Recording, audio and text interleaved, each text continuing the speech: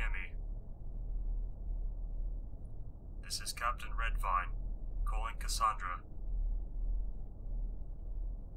I repeat, this is Captain Redvine, calling Space Cargo Handler Cassandra. Do you read me? Over.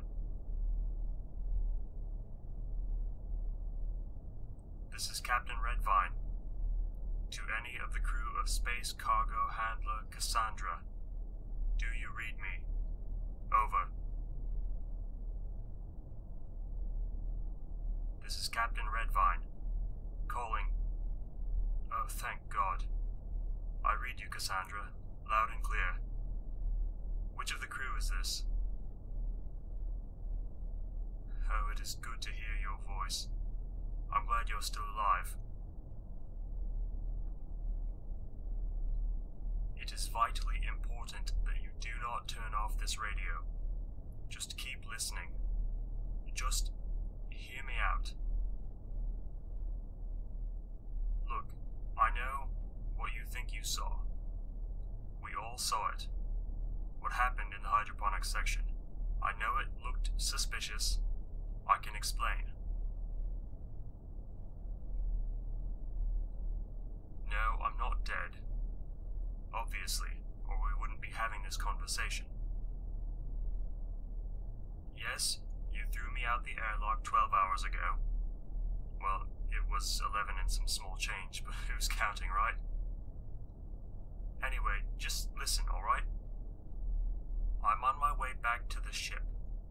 It's going to be a bit yet, so just hear me out. Your life depends on it. There is some sort of dangerous life form on board the Cassandra. I repeat, there is some sort of dangerous life form on board the Cassandra. No, I am not crazy. I am not a madman. I am angry. Rather a lot, considering you and the doctor and the pilot tossed me out an airlock. But listen. I am willing to overlook that, in light of the circumstances surrounding the event. Now stop interrupting me and listen. Like I said, your life depends on it. Okay, here's what happened. 12 hours or so ago, give or take a bit, we were going through pressure suit drill, just like we have every month on board Cassandra since you signed on, and for years before that, ever since I bought her and had her refitted for handling cargo. Once a month, pressure suit drill, ship's rules. Everything was going according to the book. I sounded the alarm, and then went for my pressure suit, just like every other time. Everyone else did the same, perfectly according to drill routine. I want to congratulate you on that, by the way. Right up until the incident, everyone was doing exactly what I expected of them, exactly as they should have been. No man could ask for a more disciplined ship's crew. Everyone followed drill routine. Cassandra's not a big ship, doesn't take long to get to any part of her, and within 2 minutes, everyone was fully suited up and at their assigned stations, like clockwork, just like always. I then made my regular sweep of the ship, checking and double-checking that each station was secured, and that the drill had gone off according to plan. And everything was. Until I went into the hold and toward the hydroponics section. It's in an awkward spot, between the hold and the engine room. DeWitt and Laverde both had their stations just behind hydroponics, and they were the last stations I had to check. And that's when the screaming started. I started running. I got to the aft access door, hit the general alarm panel on the way through, and then I ran through the hydroponics section access, expecting to see DeWitt and Laverde. And there they were, all right, at their stations, and the floor, and the walls, walls around their stations, and the ceiling too, and... No, I did not kill them. Let me explain. This is a bit hard to talk about, even after so many hours. Because it was the freakiest, weirdest thing I've ever seen in all my years in space.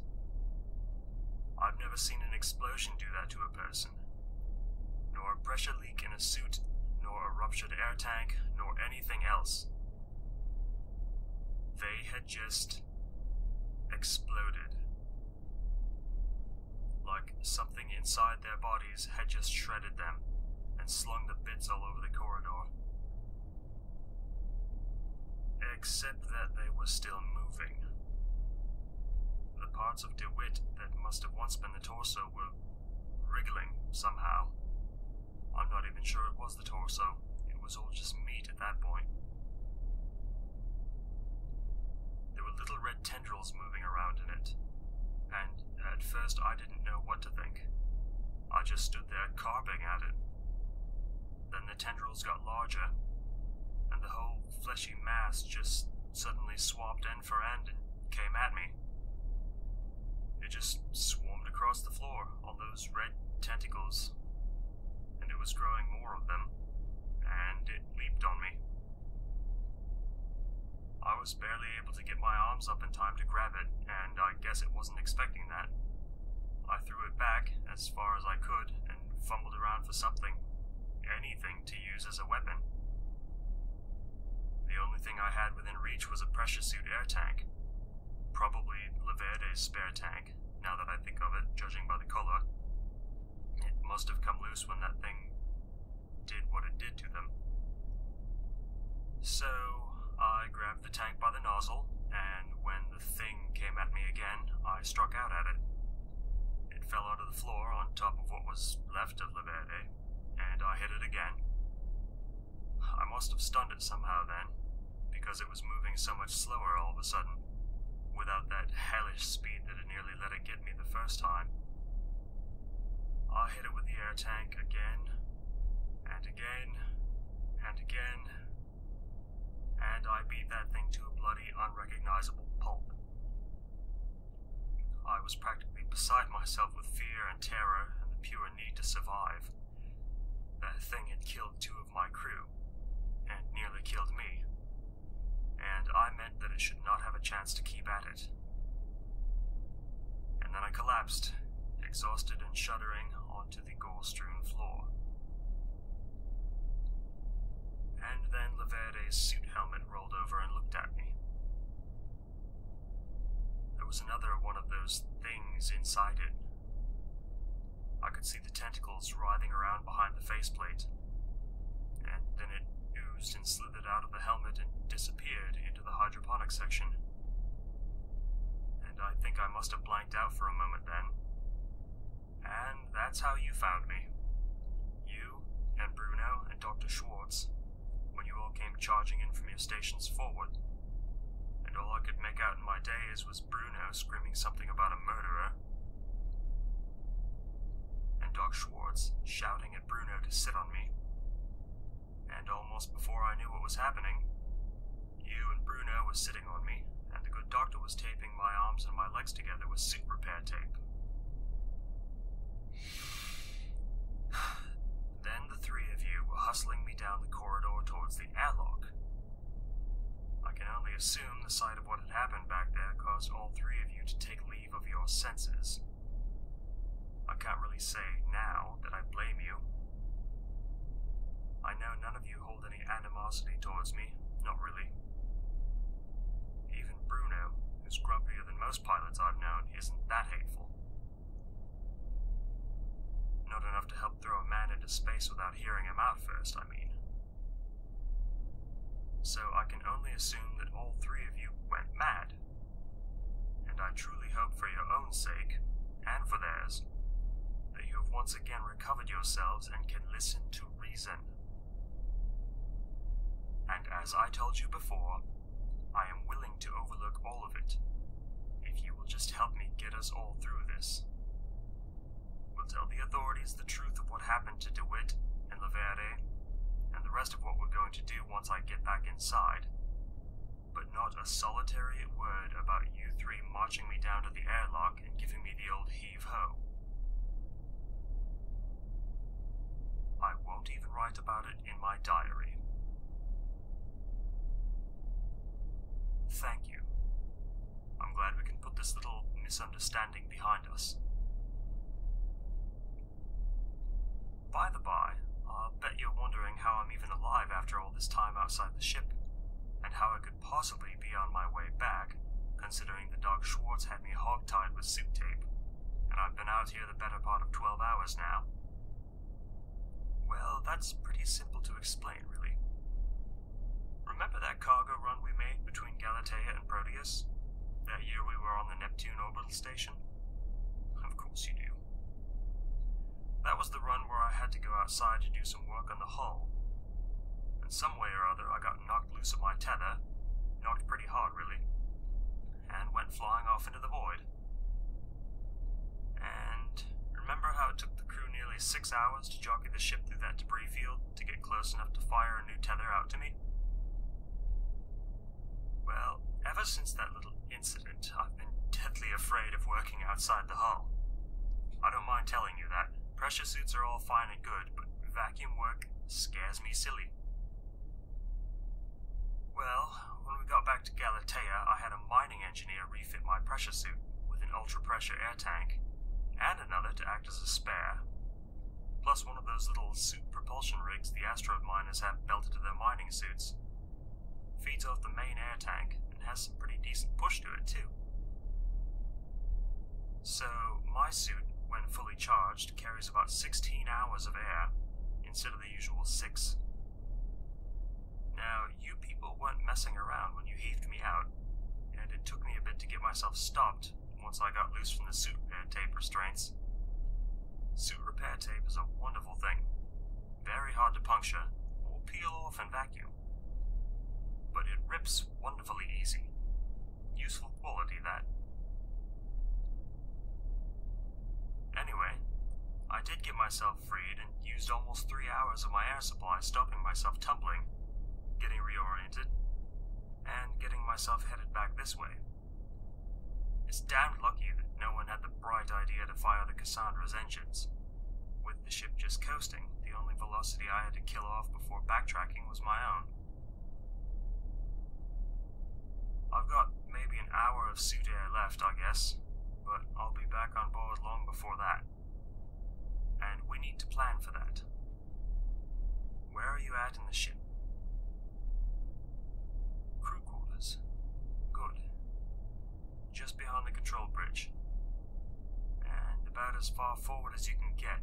Where are the others? Bruno and Dr. Schwartz. You don't know. Damn. Can you raise them on the ship's intercom? Double damn. They may be in trouble. When did you last see or hear from them? 8 hours ago, before you went to sleep. Oh, not good. Not good. Here's what we'll do.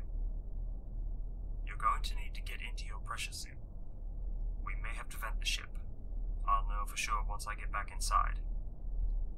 Let me know when you're suited up. Just pretend it's another drill. Everything by the numbers. Go.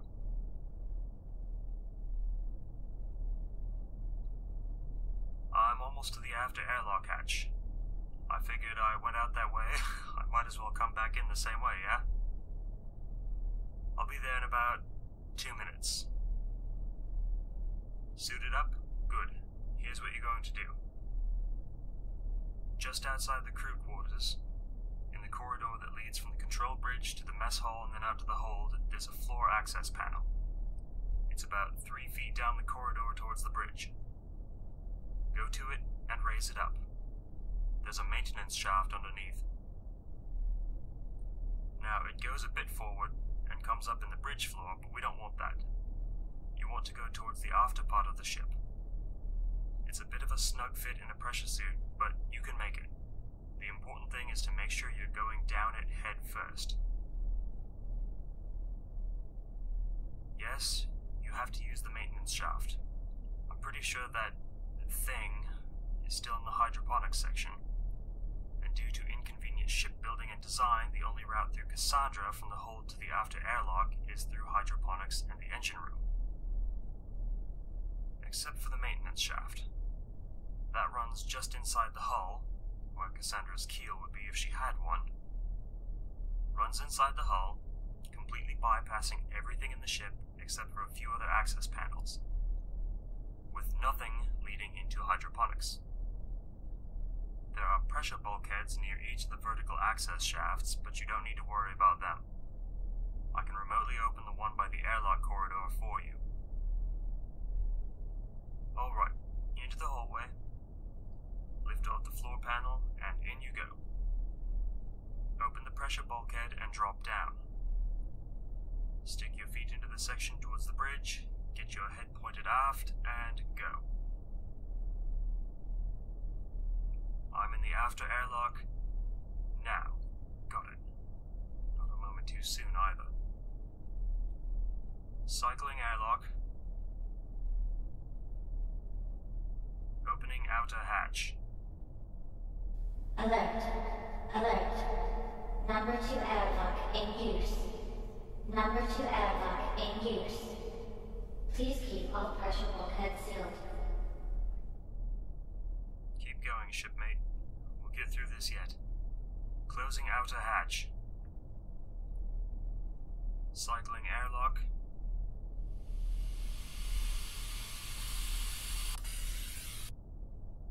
Opening inner hatch. Alright, I'm inside. I'm in the corridor leading from the after airlock to engineering. What's your location now? Passing an access panel in the shaft. Is that the first one you've passed? That will be the one leading into the mess hall. Keep on coming. I sure hope you're not claustrophobic. Most spacers aren't. If anything, it's the wide open spaces that get us. No pun intended. You should be underneath the cargo hold now. The bloody hell was that? Warning. Warning. Security breach. Security breach. Cargo hold. Aft hatch. Damn. I think that thing just broke out of hydroponics and into the hold. Maybe if we can drop the emergency bulkheads into place and seal it in there, we might be able to vent it out with putting the rest of the ship under vacuum. Let me worry about that. I can do it from engineering. You just keep crawling down that maintenance shaft. Crawling to freedom. I'm going to work on opening that last pressure bulkhead for you. Oh, bollocks. Warning. Warning. Security breach. Security breach. Cargo hold. Forward hatch. There goes that idea. Hell. Another access panel. That'll be the one under the engine room. One more to go. You're almost there. Warning. Warning. Security breach. Security breach. Crew quarters. It's at the front end of the ship now. You're almost to the airlock corridor access panel. Just a bit farther to crawl. A bit farther, and you can stand up in the vertical part and open the floor access panel. Do it slowly. You don't want to move too fast, catch part of your suit in a rough corner or rivet end. The panel won't open, will it? That's my doing, I'm afraid. I've jammed the panel from the outside. There's no way out from this end. And by now, that thing has probably gone through the crew quarters and gotten into the access panel you left open in the corridor to the bridge. It's gotten larger too, I imagine, from eating on Bruno and on poor Dr. Schwartz. and whatever may be left of DeWitt and Laverde. Yes, everyone else is dead. Dead and digested. Absorbed. How do I know all this? I suppose I owe you that much. I won't lie to you about it. I wasn't the one who killed Laverde and DeWitt. No matter what it may have looked like when you found me in hydroponics, I didn't kill them. But I am responsible for their deaths. I brought that thing on board the Cassandra, you see. I did lie to you about there being a second creature. About beating one to a pulp outside hydroponics, and then seeing a second one getting away. No, there was always only just the one. I don't know what it is exactly, or even where it's originally from. All I do know is that at the start of this last cargo run, I got paid a very large sum, in cash, to keep a very strict secret and to carry a very secret bit of cargo. Taken aboard when the rest of the crew was on leave in the port, and hidden among the spare hydroponics equipment. Somehow it got out. About 2 days ago, when I was inspecting the algae vats in hydroponics. I guess it had been hiding in the algae vats. I saw something move. I leaned over to look, and this red tendril snaked out, whipped up my face, latched onto me, and then went right up my nose. I could feel it burrowing, and then I couldn't feel it.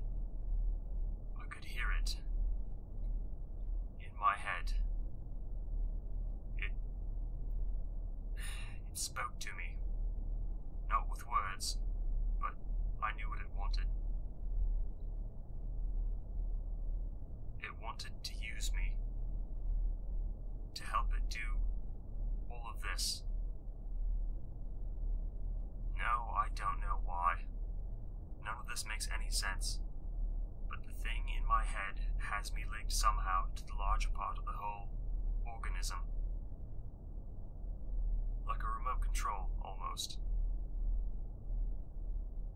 It keeps me acting normally, keeps me sane, keeps me watching, all the while making me do little things to help it. Like jamming this access panel. I can see you through the slots in the flooring. Just a hinged metal grate between us. Me up here, and you, standing confined in that access shaft. No, don't try and go back in the maintenance shaft. I'm telling you, that thing is already in it as well. Already past the access point to engineering. There's no escape that way. It's coming for you. I can hear it. I can sense what it senses, because of the part of it that's in my head. It's almost here. In a moment or two, you'll start to feel the tentacles touching the boots of your precious suit, grabbing onto your ankles, pulling you down into the shaft. It's probably best if you close your eyes now. I'm sorry, shipmate. I am truly sorry.